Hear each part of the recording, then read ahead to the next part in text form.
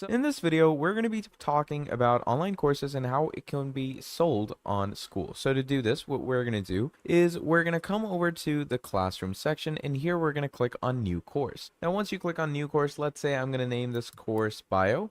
And you can add in some random description who can have access to this course. Now, all members in your community can access this, or only some members can access it, mainly meaning that a member who is specifically assigned to this course or members of a certain level. Okay, so I'm going to go with all members for now. Okay, you're going to upload a cover if you want to, and you're going to click on add. Now, once you click on add, what this will do is it will publish the course onto your Skool. Okay, and once this course is published, you can add new pages for yourself. Okay, so in those new pages, you can add different details, etc. So basically, that is how you are going to be selling courses on Skool. Thank you for watching all the way till the end, and I'll see all of you next time. Goodbye. How to make money with Skool. In this video, we're going to be talking about Skool and how you're going to be making money with it in the easiest way. So to start things off, what you're going to do is you're going to go over to the classroom section, and here you're going to click on new course. Now, once you click on new course, you're going to add a name and a description. And once you do that, you're going to go to this section where it says who can access this course, and you are going to go ahead